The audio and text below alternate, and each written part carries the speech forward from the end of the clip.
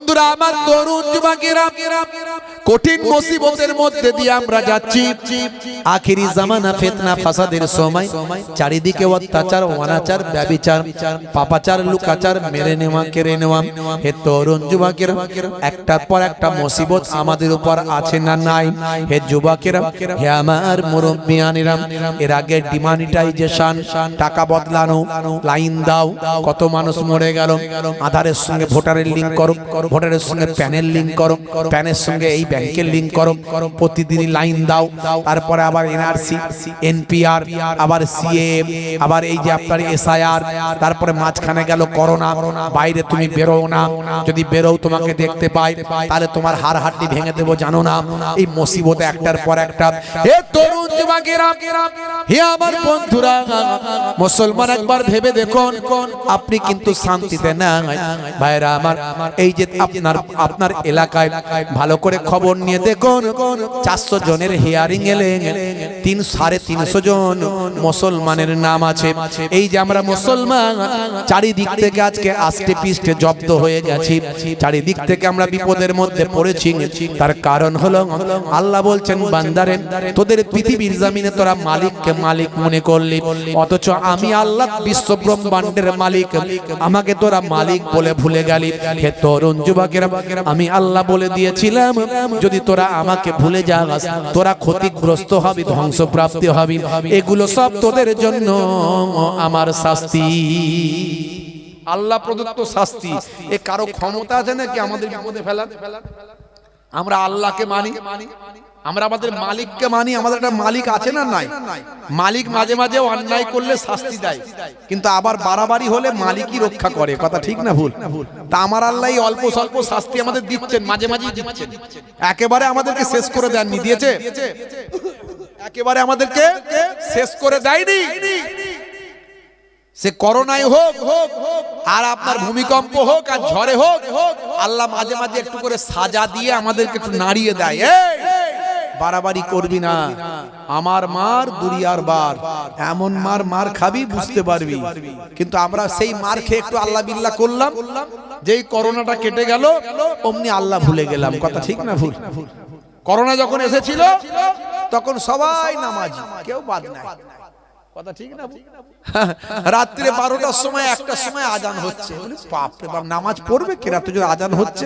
বলে এটা ওই নামাজ পড়ার আজান নয়, এটা করোনা তাড়ানোর আজান। কথা ঠিক না ভুল? সারাক্ষণ ছেলেরা মসজিদেই পড়ে আছে, ঘরে আসে না। পুলিশ এসে তারা করছে, তারা করে ঘরে ঢুকাচ্ছে, আবার যেই পুলিশ চলে যাচ্ছে আবার মসজিদে ঢুকে যাচ্ছে। কথা ঠিক না ভুল?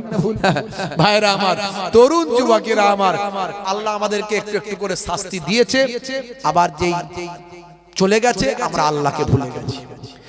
হে তরুণ যুবকেরা, বন্ধুরা আমার শোনে, আল্লাহ বলছেন, বান্দারে তোরা আমার হয়ে যা, আমি আল্লাহ তোদের হয়ে যাব। মাল্লাহুল মাওলা ফালাহুল কুল, বান্দা যখন আল্লাহর হয়ে যায়, কুল মাখলুকাত তার গোলাম হয়ে যায়। মান কানা লিল্লাহি কানা আল্লাহু লাহু, যে বান্দা আল্লাহর হয়ে যায় স্বয়ং আল্লাহ তার হয়ে যায়। জোরে হবে না? জোরে হবে না?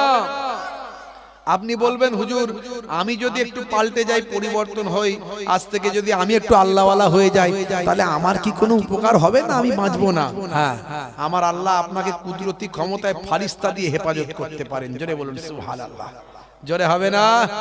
আমার আল্লাহ আপনাকে ফারিস্তা দিয়ে হেফাজত করতে পারেন। আপনি যেমনই এর মধ্যে থাকেন না কেন, কোনটা দিয়ে আপনি আল্লাহর উপর তাওয়াক্কুল করুন। এই যে হিয়ারিং এর নাম আসছে, আপনার টেনশন, বুকটা ধুকপুক ধুকপুক করছে। প্রায় 80 জন না 83 জন মারা গেছে এই কদিনে, জানেন? টেনশনে 80 জন না 83 জন মারা গেছে এই টেনশনে। কার হার্ট অ্যাটাক, কার কাউ লাইনে দাঁড়িয়ে চিৎপাত, হ্যাঁ প্রত্যেকই 80 জন না 83 জন, 13 জন না 14 জন বিয়লও মারা গেছে। বিএলও অফিসার কত শিক্ষিত লোক বলুন দেখিনি, সে সব সামলাচ্ছে, সে দেখে মাথা খারাপ, কি টেনশন রে বাবু, রাতের বেলা এক আইন, সকাল বেলা আর এক আইন। এই সব লোকজনের কাছ থেকে নিয়ে এলাম, নিয়ে এসে ঠিকঠাক করলাম, আবার বলছে ওটা হবে না, এইটা নাও। লোকে তো আমাকে মারবে। বিএলও রাই টেনশনে পড়ে যাচ্ছে, পড়ে গিয়ে 13 জন না 14 জন বিএলও স্ট্রোক করে মারা গেছে। আপনারা দেখেছেন ইআরও মানে হচ্ছে ওপর লেভেলের সব বিএলওদের একটা ব্লকের যে নেতা, ইআরও বাগনান না হাওড়া জেলা, সেই ইস্তফা দিয়ে দিয়েছে। বলছে না, এ মানুষের সঙ্গে 2 নম্বরই করতে পারবো না, এ মানুষকে নিয়ে ছেলেখেলামি করতে পারবো না। এই যে লজিক্যাল ডিসক্রিপেন্সি, এই যে সামান্য অসঙ্গতি, কার বানানের ভুল, কার নামের ভুল, এর জায়গায় আই, এর জায়গায় ই, এ তো তোমরা করেছো।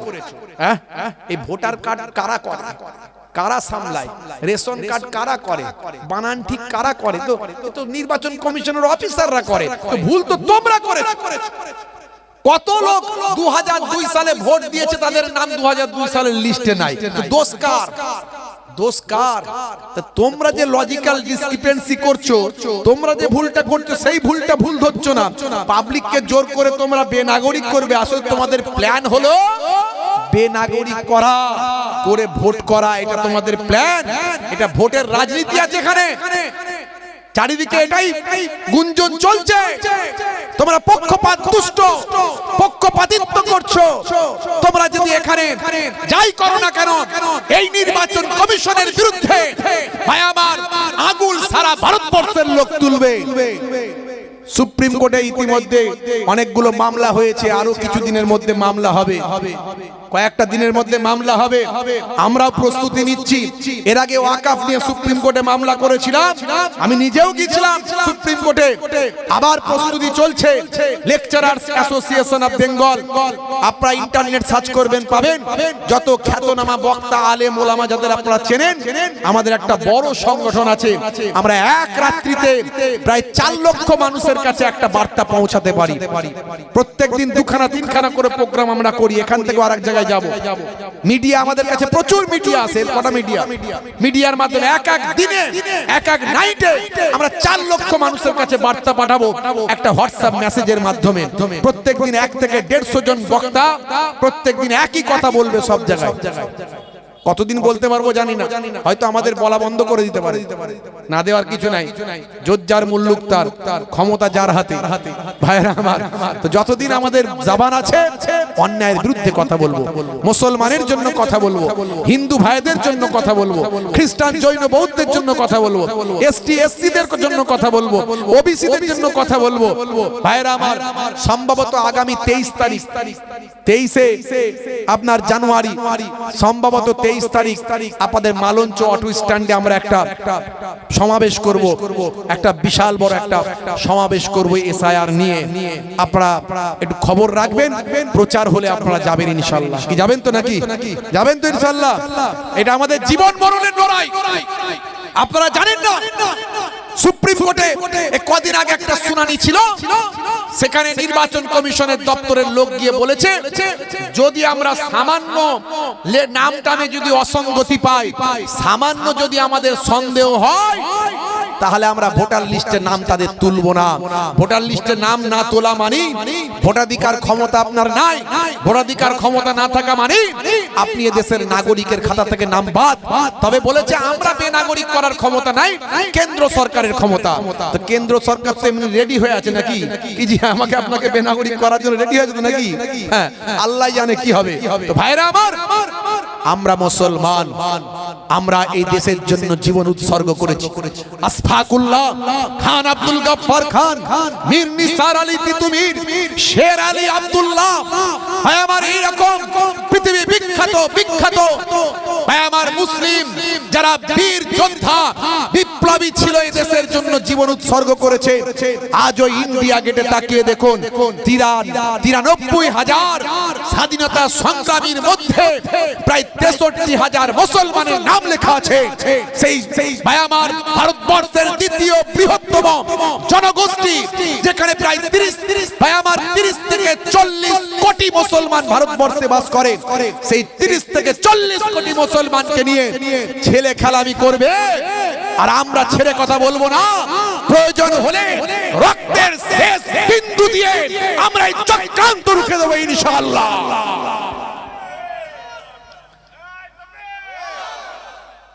ভাইরা আমার, তরুণ যুবকেরা আমার, বলছে 6টা করে ছেলে, 6টা করে ছেলে হওয়া কি অপরাধ নাকি?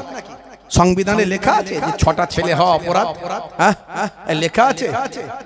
6টা ছেলে আগে ছিল না লোকজনের, এখন যত দিন যাচ্ছে মানুষ একটা হাই স্ট্যান্ডার্ড সোসাইটিতে বসবাস করছে, এখন সন্তান মানুষের এমনি একটু কমে গেছে, কমটম হচ্ছে। কিন্তু আগের যুগের একটা লেভেল ছিল, তখন তো এতে ধর্ম বর্ণ নির্বিশেষে সন্তান তো বেশি হতো। এই যোগীজিরা ক ভাই?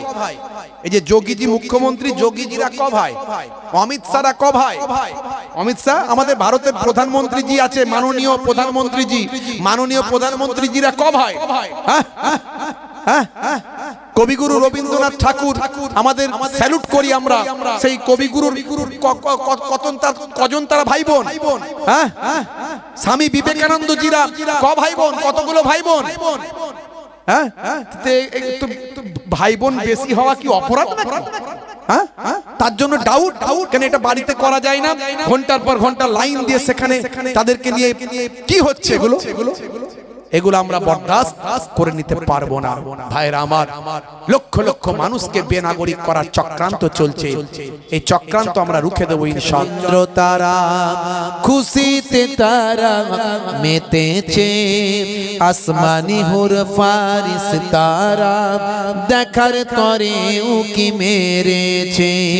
দাদু মুত্তালিব খুশি হয়ে, দাদু মুত্তালিব খুশি হয়ে মক্কাবাসীর দাওয়াত করেছে।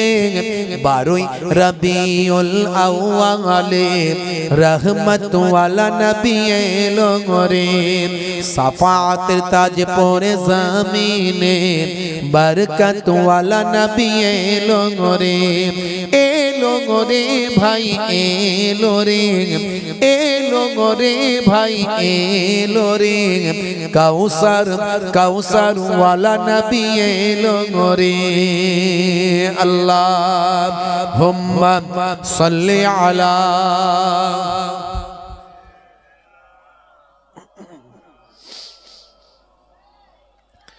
ওয়ালা আলি সাইয়্যিদিনা। وقال الله تعالى في كلامه المجيد والفرقان الحميد: يا أيها الذين آمنوا اتقوا الله وكونوا مع الصادقين.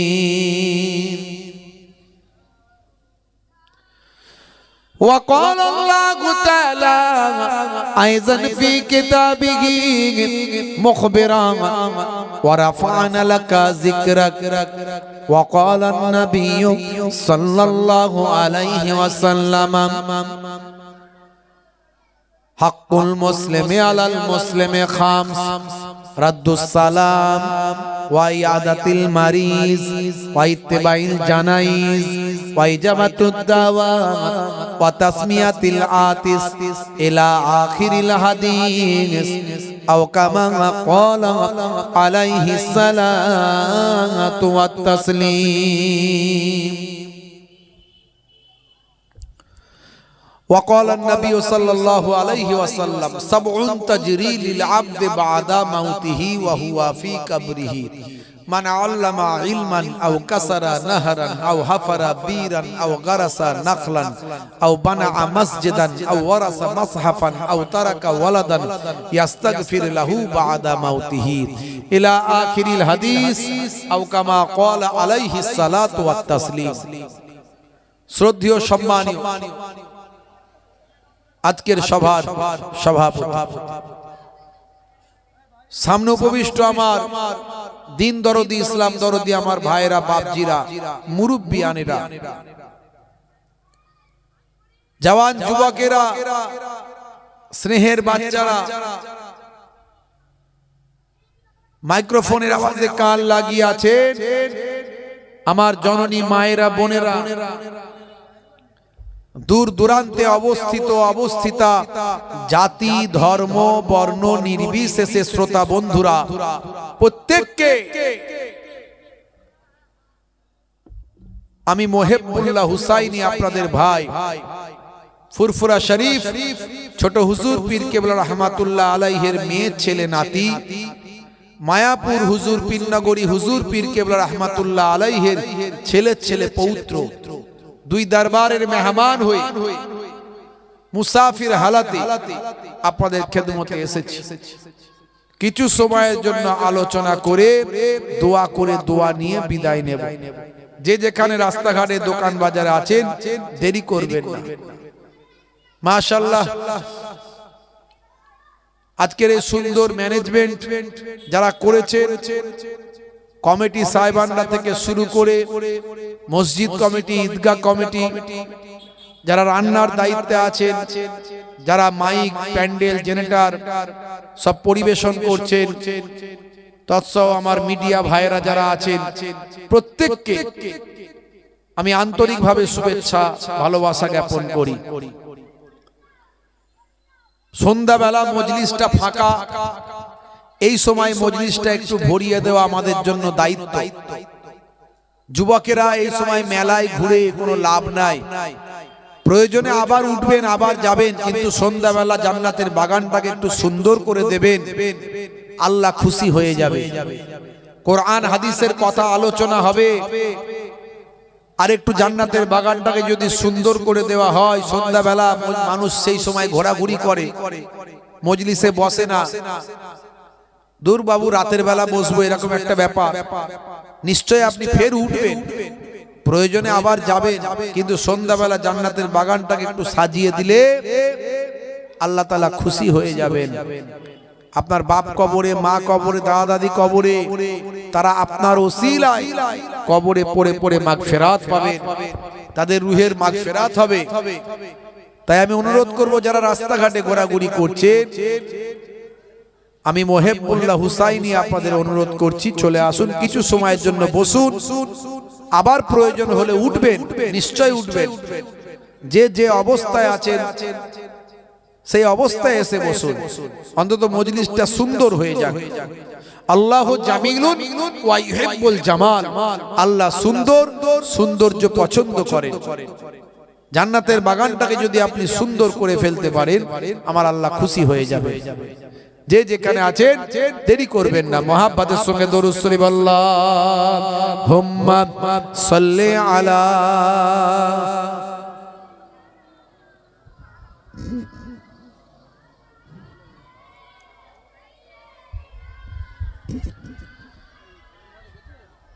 ভাইরা আমার, তরুণ যুবকেরা আমার, আজকে এই জান্নাতের বাগানে বসেছি আমরা, কিছু সময় জিকরুল্লাহ, জিকরুন নবীর আলোচনা করছি। বর্তমান সিচুয়েশন, পরিস্থিতি কোন দিকে যাচ্ছে আপনারা সবই জানেন। একমাত্র আমার আল্লাহ তাআলা আপনাকে আমাকে হেফাজত করতে পারেন, এছাড়া আর কারো কোনো ক্ষমতা নাই। আমরা অনেক অন্যায় করেছি, অনেক ভুল করেছি, তার মাসুল আমাদের দিতে হচ্ছে, তার পানিশমেন্ট, শাস্তি দিতে হচ্ছে। আল্লাহ বলেছিলেন, হে ঈমানদারেরা, তোমাদেরকে আমি আল্লাহ এত নিয়ামত দিয়েছি, তোমাদের কদমে বিশ্ব ঝুঁকে পড়বে, বিশ্ব তোমাদের কদমের নিচে, কারণ তোমরা আমি আল্লাহকে মানো। বিশ্ব ব্রহ্মাণ্ডের যিনি মালিক, সেই মালিকের তাবেদারি করো। তাই তোমাদের মর্যাদা আমি আল্লাহ এত দিলাম যে সারা বিশ্ব তোমাদের কদমে ঝুঁকে পড়বে। জোরে বলুন সুবহানাল্লাহ। ভালো করে তাকিয়ে দেখুন বিশ্বের মানচিত্র, পৃথিবীতে কম বেশি 195টা দেশ আছে। পৃথিবীতে কম বেশি 195টা দেশ আছে। এই দেশগুলোর মধ্যে 57টা ওআইসি ভুক্ত মুসলিম প্রধান দেশ, এছাড়া আরো অনেক মুসলিম প্রধান দেশ আছে। পৃথিবীর 1/3 তার থেকেও বেশি যত প্রাকৃতিক সম্পদ, প্রাকৃতিক সম্পদ তেল, গ্যাস, সোনা, কয়লা, ডিজেল, ভাই আমার যত রকম প্রাকৃতিক সম্পদ আমার আল্লাহ মুসলিম দেশগুলোতেই দান করেছে। জোরে হবে না?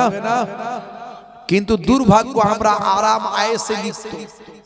মুসলমানরা একটু পয়সা হয়ে গেলে আরাম আয়েসে লিপ্ত, আল্লাহ ভুলে যায়। আপনি আপনার আশপাশের দিকে তাকিয়ে দেখুন, একটু মালকড়ি হয়েছে, একটু পয়সা করি হয়েছে, আগে কি ছিল আর কি হলাম। আগে মা হয়তো অন্যের ঘরে কাজ করে ইনকাম করতো, এখন বড় পয়সালা হয়ে গেছে ছেলে, জুম্মার দিনও তার নামাজ পড়ার টাইম নাই। কথা ঠিক না ভুল? হ্যাঁ, একটু পয়সা হয়ে গেলে আল্লাহকে ভুলে যায়। এই মুসলিম প্রধান দেশগুলো এতটা লাক্সারি করে আপনি চিন্তা করতে পারবেন না, আপনি অবাক হয়ে যাবেন। কিছুদিন আগে একটা ভিডিও ভাইরাল হয়েছিল, সম্ভবত কাতারে না হলে কুয়েতে।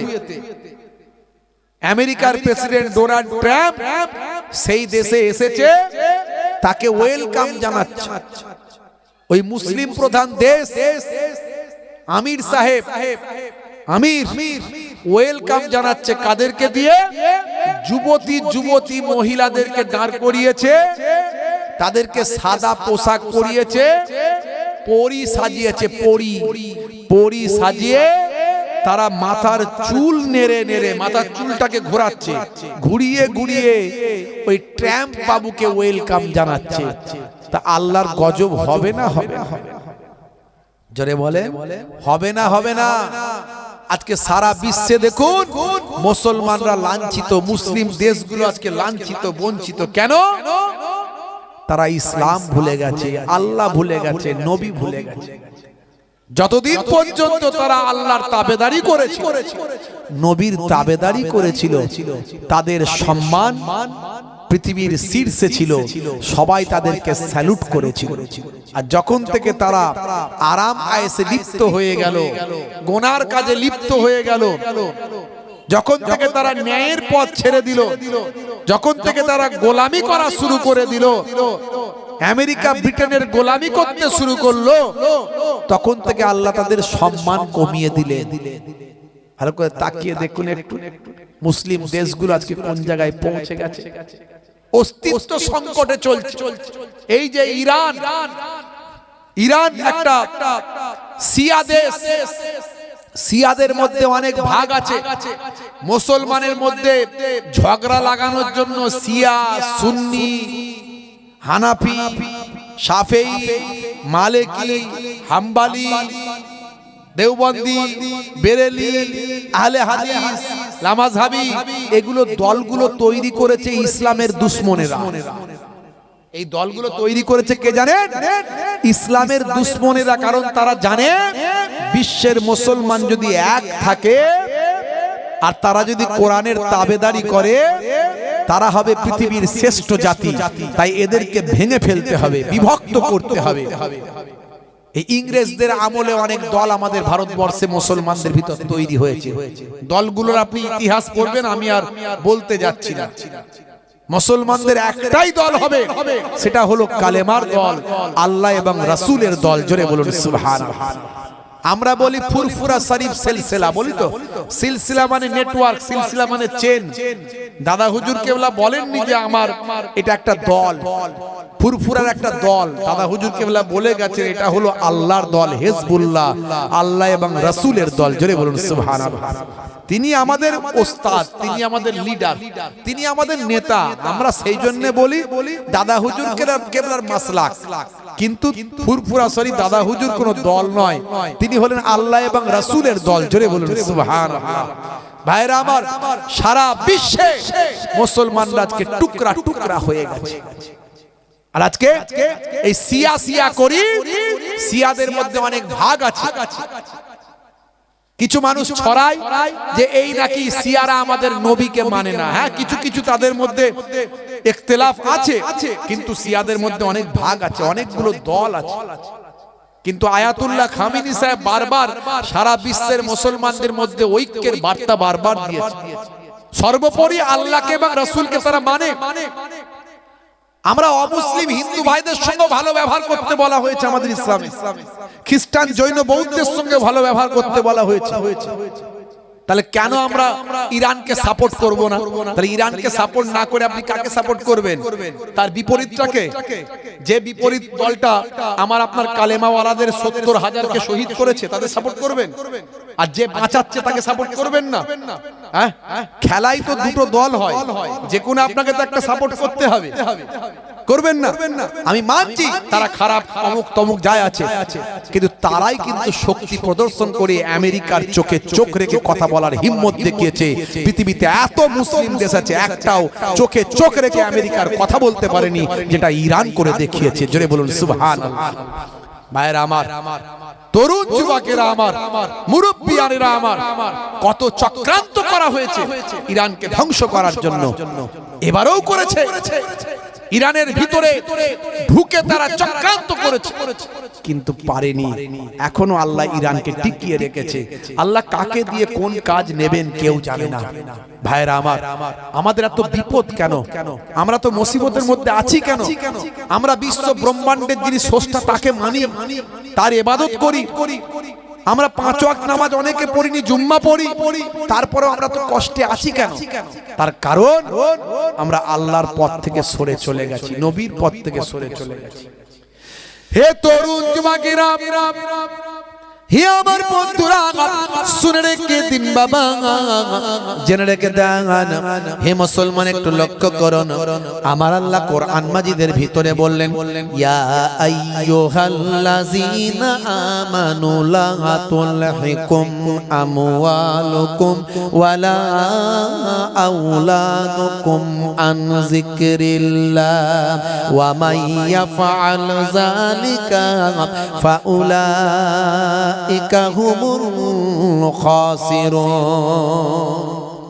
হে তরুণ যুবকেরা, আমার আল্লাহ বলছে, হে বিশ্বাসী বান্দারা, হে বিশ্বাসী বান্দারা, শোনো, তোমরা জানো দুনিয়ার জমিনে দুনিয়ার মাল মাতা, দুনিয়ার সন্তান সন্ততি, স্ত্রী ছেলে মেয়ে, দুনিয়ার মাল মাতা সম্পদ কাজ কারবার পেয়ে, স্ত্রী ছেলে মেয়েকে পেয়ে, তোমরা তোমাদের সন্তান সন্ততিদের পেয়ে, তোমরা জানো আমি আল্লাহ আমার ইবাদতটা ভুলে না যাও। যদি আমার ইবাদতটা তোমরা ভুলে যাও, আমি আল্লাহ বলি তোমরা ক্ষতিগ্রস্ত হবে। ভালো করে ভাবুন তো দেখি, আমরা দুনিয়ার কাজ কারবার পেয়ে আল্লাহকে ভুলে গেছি না যাইনি? আল্লাহর ইবাদত ভুলেছি না ভুলিনি? কাজের সময় লোকে যদি বলে আজান দিয়ে দিচ্ছে, নামাজটা পড়বে চলো, কাজ করছি, কাজ না করলে খাবো কি রে? নামাজ তো এখন পড়ার টাইম বাকি আছে, বয়স হোক তবে না হলে পড়বো। কথা ঠিক না ভুল? আমরা কাজটাকে আগে মনে করি, নামাজটা আগে মনে করি না। অথচ নামাজ পড়তে সময় লাগে মাত্র 1 ঘন্টা। 5 ওয়াক্ত নামাজ পড়তে সময় লাগে 1 ঘন্টা। 1 ঘন্টা যদি আপনি নামাজে দিতেন, যে কাজটা আপনি করছিলেন সে কাজটাকে সুন্দর করে দিতেন কে? যারে বলে আল্লাহ। সুন্দর করে দিতেন আল্লাহ। হে তরুণ যুবকেরা,